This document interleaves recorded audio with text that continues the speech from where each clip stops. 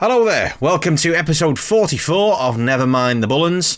My name's Mike Peters, this is your Everton podcast and vodcast. If you want to get in touch with us, you can do at nmtbpod, or you can email nmtbpod@gmail.com. Recording this the morning after the Southampton game. We'll get to the match in a minute and my thoughts on that, although I did have a text from somebody last night saying, well, good job getting 10 minutes out of this, best of luck kind of thing, because it wasn't the most scintillating of entertainment experiences, but nonetheless, plenty of positives, plenty of things to sort of mull over. But the big thing in the last couple of weeks, three big things actually. Firstly, Marcel Brands apparently going to sign a contract extension. I think that's really important just to give the club stability. I think overall he's done a pretty good job. A couple of missteps in terms of maybe personnel, but on the whole, pretty good. Let's be fair. Obviously, we've not seen the best of. Well, in fact, we haven't seen Jean-Philippe Gbamin at all yet. So I've no idea how good a signing he's going to prove to be. Moise Keane, pulling up trees every which way for Paris Saint-Germain. Whether we'll get to see the fruits of that next season remains to be seen. But obviously, one player that he did sign, who's now obviously opted to stay, has signed a new contract. Lucas Digne, fantastic signing for us. The fact that we've managed to keep him for the next few years, signed a contract until 2025, and that's absolutely massive. Certainly a player that's been consistently, at the top of the rankings in his respective in his position since he signed for us, and you can imagine that the vultures would be circling. But it's a great sort of statement of intent that he's recognised the project. A really long article with him in the programme for the Southampton game, which if you can get a copy of that, then do read it because it's really, really good. Talking about how committed he is to the project and how much he loves Everton. Sort of invoking the Howard Kendall, with any other club it's an affair, with Everton it's a marriage line, and also obviously the stadium decision as well, which is massive. We kind of expected that. We kind of knew that was coming.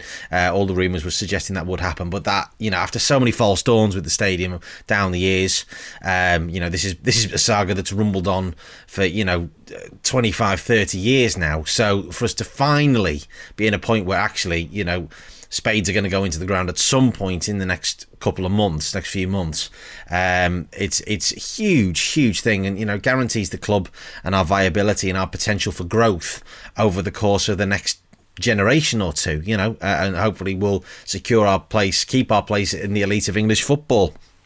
Moving on to the match, more recently.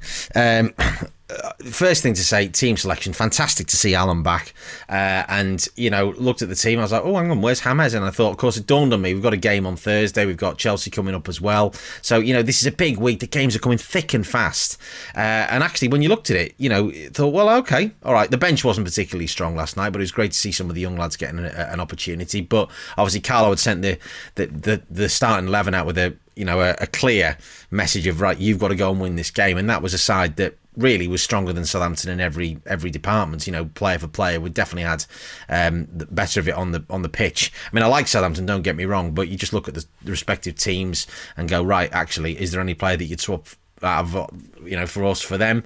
Maybe James Ward-Prowse you might like to have, but really other than that, you'd probably say no. But great to see Alan back after such a long period out, and obviously he allowed other players to kind of by sitting at the base of that sort of, really it was more of a bit of a diamond last night. It was very kind of fluid. Allowed Abdoulaye Doucouré and obviously Gylfi Sigurdsson set up the goal, was the one real moment of quality in the game, and also allowed Andre Gomez to spray some passes around terrifically, and he showed a lot of energy last night, of a lot of industry, and although he's flattered to deceive lately, he was a bit slightly off the pace in the derby. Lucky he didn't get sent off, but was still full of running. But he's starting to find a consistent performance level that we know that we can get out of him, and we need to see that now for the last third of the season, because that's kind of where we're at. We're into the home stretch now, and it's massive. We need our key players to be really performing consistently at 7s and 8 out of 10 every single week if we're going to achieve our goals for this season. I mentioned Gylfi Sigurdsson setting up the goal, and that was the real one moment of absolute quality in the game. Richarlison, lovely finish. Great to see him rejuvenated. It really is. I didn't mention this in the podcast after the derby because it was just sheer relief, really. I realised afterwards, I thought I didn't mention him, and I should have done. So I'll do that now. I've got time to do that. So it's been terrific to see him sort of after a spell where he was really kind of struggling, wasn't scoring. Obviously, you could see in his body language he was frustrated with his own performances and his lack of goals, which he's been consistent really for the last couple of years since we signed him.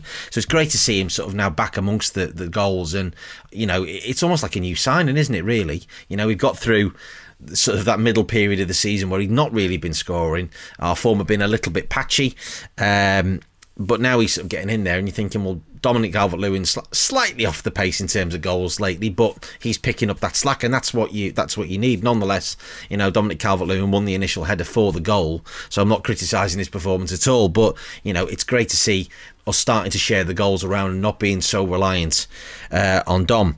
One thing I would say, though, is that actually Dom did have chances to score last night, as did many other players. Our set-piece delivery last night was excellent, really, really was. Some really top quality training ground stuff. Obviously, the goal that was ruled out for offside from Michael Keane, Mason Holgate getting a bit excitable there and going a bit soon, which he didn't really need to do. And then we tried it again, and it was just those final touches last night. I've bemoaned, at times, our delivery, our final ball being poor, but it wasn't the final ball last night. The final ball was consistently very good last night, but the final touch just wasn't there. And when you're going to be playing the likes of Chelsea and all the rest of it, or even West Brom to a degree, because that they're going to try and make it difficult for us to, we know the way that Sam Allardyce is going to set them up against us on Thursday, but particularly with Chelsea, they're really rejuvenated under Thomas Tuchel, and you've got to take those chances in big games, and the Chelsea game is a big game in terms of where we're at and where they're at in the chase for the Champions League, because we are in that fight now. There's no question about it. We're absolutely with the shout. A couple of points off West Ham with 2 points. With a game in hand. That game against Villa, whenever that will be played, still hasn't been scheduled as far as I'm aware, but we've got to just be more clinical at those key moments. That could have made the game more comfortable for us last night, allowed us to bring on some of the youngsters, rest some legs ahead of Thursday, and just keep everybody fresh. And so it does have a knock-on effect. I mean, the second half was extremely scrappy last night. It wasn't a particularly wonderful spectacle, I have to say, and a lot of free kicks given. It was a bit I wouldn't say niggly, but there was a lot of disjointed play and all the rest of it, and we rode our luck a bit, and you just want that second goal just to give you that cushion and just allow you to relax a little bit, and we never had that, so it was a little bit of an uncomfortable one. Sat on the sofa watching that last night, but nonetheless, clean sheet, 3 points. First time we've won at Goodison since I think before Christmas in the league. So a big performance, a really important 3 points, and that clean sheet has all been massive. We've not kept many of them lately, so it's a really important one. Obviously, on to West Brom on Thursday. As I mentioned, we know how they're going to set up, and it'll be just fantastic to stick one in the eye of Sam Allardyce. I think, almost universally reviled by Evertonians. Not for much what he did, but just just his sort of rhetoric that he came out with, both when he was with us and after us. Obviously, the football we played was awful, but he got some results, got us to 8th in the table, but his attitude, his arrogance, I think has just rubbed up so many people the wrong way. I like West Brom as a club. I've got numerous mates that are West Brom supporters, but it's a game we would be very disappointed if we didn't get 3 points out of, and particularly when we've dropped points against teams that are struggling lately, Newcastle and Fulham. It's a game we have to win, absolutely must win. We've got to try and redress that balance a little bit. One other thing from last night was Rob Hawthorne and Don Goodman on commentary. Now, a lot of people picked this up on Twitter, and I've been a regular critic of BT Sport, and some of the punditry and the commentary has been absolutely rank at times, and not just for us, I'm sure for other clubs feel exactly the same. But Rob Hawthorne I've always been a fan of ever since he was on 5 Live way back in the 90s, and I just found some of his comments last night a little bit odd, particularly the one to do with Richarlison and saying, well, he might not get a big decision when on all the rest of it because of the way he goes down and there's a yelp and stuff.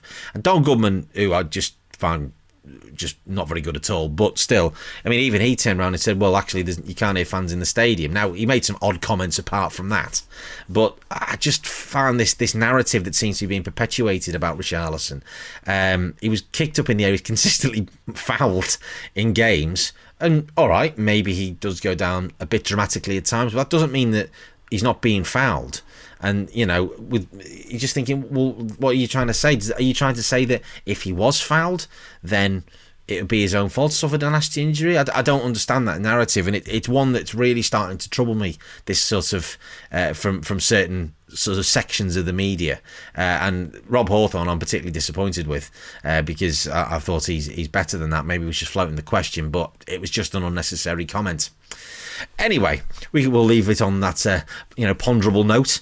Until Thursday, I will get the episode 45 up after the game on Thursday evening, because if I don't do it, you'll never get it, because I'm moving house this week and it's a nightmare.